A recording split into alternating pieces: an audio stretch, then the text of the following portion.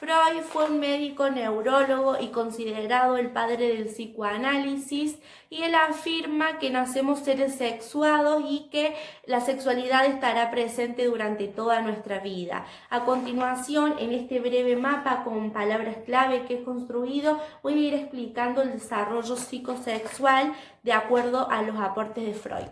Comenzando con la primera infancia, que parte de los 0 a los 2 años, se hace presente aquí la etapa oral, ya que aparecen los primeros intentos por satisfacer las demandas de la libido. La boca es la principal zona en la que se busca el placer y la satisfacción a través de la succión, lo cual hacer esto le origina placer al bebé durante la lactancia. Aquí voy a dejar estos ejemplos de lo que ocurre en la etapa oral. Es importante mencionar que el ello es aquí la instancia psíquica que domina, ya que ni el yo ni el super yo están aún totalmente diferenciados. Dándole lugar a la segunda infancia, que parte desde los 2 a los 6 años, se encuentra la etapa anal. Esta se da a partir de la finalización de la etapa oral hasta alrededor de los 3 años. Aquí empiezan a controlar el esfínteres en la defecación. Para Freud, esta actividad estaba vinculada al placer y a la sexualidad. ¿Por qué? Porque el niño aprende a controlar de forma voluntaria sus heces, lo cual retenerlos o soltarlos le causaría un profundo placer. Tenemos también la etapa fálica, que se da alrededor de los 3 años hasta los 6. En esta etapa, la zona de los genitales juega un papel fundamental, ya que los niños comienzan a reconocerlos y conocerlos. En esta etapa se origina el inicio de la curiosidad y la confusión por las diferencias entre hombres, mujeres, niñas y niños, empezando por las evidentes similitudes en las formas de los genitales y terminando en intereses, modo de ser y vestir, etc. Algo importante para mencionar en la etapa es que la experiencia psicosexual decisiva del niño es el complejo de Edipo. Y por último tenemos la tercera infancia, que parte desde los 6 a los 12 años. Esta etapa ha estado asociada a la aparición del pudor y la vergüenza, relacionado también con la sexualidad, ya que no les gusta a los niños que los cambien delante de otras personas ajenas a su entorno íntimo. Sus intereses también se dirigen hacia otros destinos. Las ideas e impulsos asociados con las otras etapas anterior mencionadas son sepultados en el inconsciente. Es importante también destacar que el yo finalmente en esta etapa ha logrado establecerse. Henri Vallon fue un médico y filósofo francés que dedicó parte de su vida al estudio del desarrollo psicológico de los niños. Para Vallon existían 3 estadios imprescindibles en la niñez. El primer estadio es un estadio de impulsividad motriz emocional. Todo lo que hacen los niños en esta etapa es para buscar la supervivencia y adaptación. Es un impulso. Un claro ejemplo de este impulso puede ser cuando al niño se le pasa un dedo por su zona oral y este busca succionarlo pensando que es el pezón y que se puede llegar a alimentar de este mismo. Otro claro ejemplo es el llanto del bebé, que significa en los primeros años más que nada que hay algo que no está bien, que hay una dolencia, que hay algún cólico, hay algo en ese niño que él no siente que sea adecuado y por eso llora. Otro de los estadios importantes es el sensorio motriz y proyectivo. Este estadio se da desde los 2 a los 6 años. Este niño ya habla, camina, juega y puede producir 2 orientaciones que son claves en su vida. Cabe aclarar que estas orientaciones no son escalonadas, sino que son una espiral constante. ¿Qué quiero decir con esto? Que el niño no pasa de una orientación a la otra como que avanzando de nivel a nivel, sino que puede ser una espiral y se puede producir en toda su vida. La primera que se da, por cómo va la jerarquía, vendría a ser, es una orientación centrípeta. El niño quiere ser el centro de su vida, de su universo, quiere que todos le den atención porque la necesita. Esto se da de los 2 a los 4 años aproximadamente. La otra orientación es una orientación centrífuga. Este niño ya se escolariza porque se da entre los 4 y los 6 años y más adelante también se da.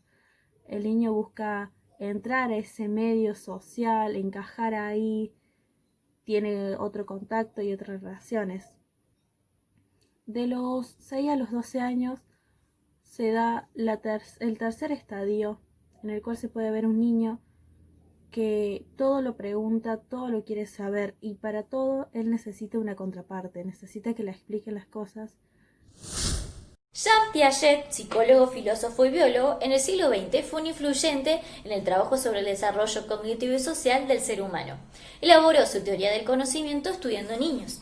Esta teoría está separada en estadios. Los estadios tienen que tener un orden, ser de forma gradual, uno se integra con el siguiente y cada uno tiene características propias.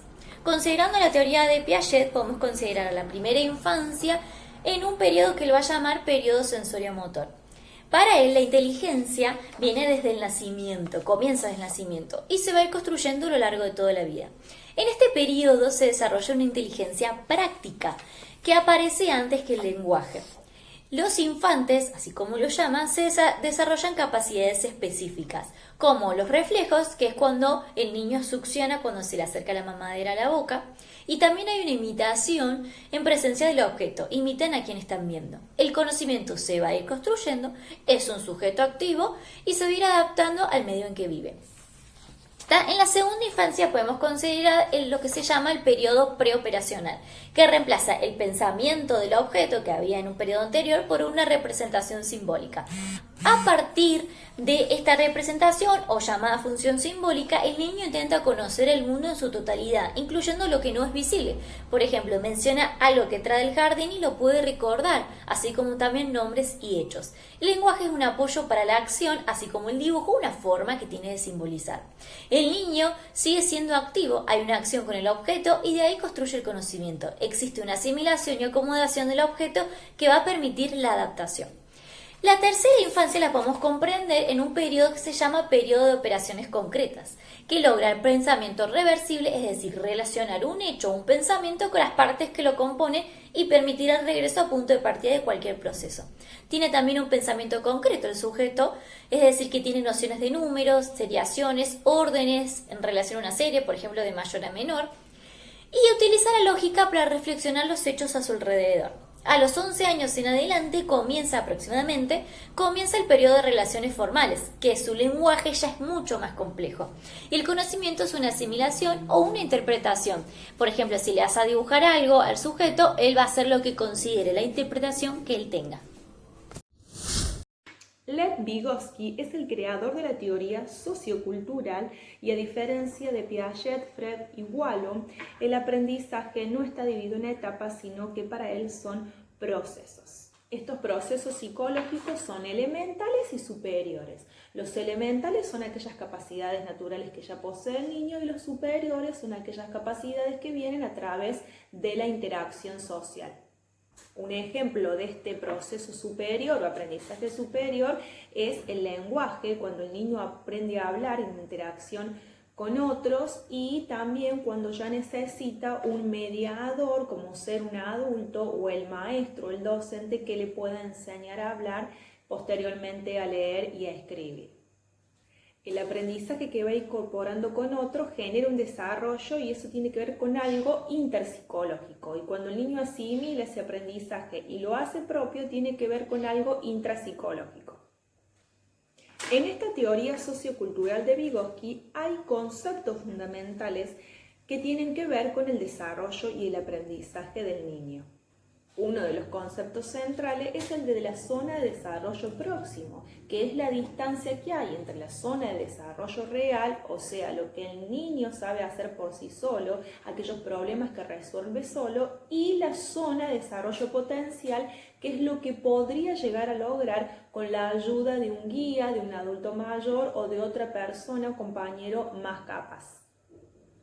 Un ejemplo de esto es un niño que no sabe leer, esto es una zona real, y pasa a una zona de desarrollo próximo con la guía de un adulto que le enseña a poder leer y después pasa a la zona de desarrollo potencial cuando el niño puede leer por sí solo.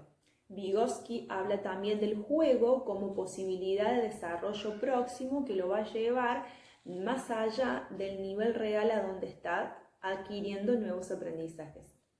Aquí vemos que mientras más interacción tiene con su entorno social en construcción con el otro, más desarrolla su aprendizaje y más todavía puede resolver problemas por sí mismo. Podemos ver entonces con Vygotsky que el niño aprende con otros en una cultura y en una sociedad determinada y que ese aprendizaje con otro lo va a llevar al niño de pasar de funciones básicas a funciones o procesos superiores de aprendizaje. Finalmente, podemos decir que para Vygotsky el aprendizaje se genera en interacción con otro, llevándolo a un desarrollo cognitivo superior.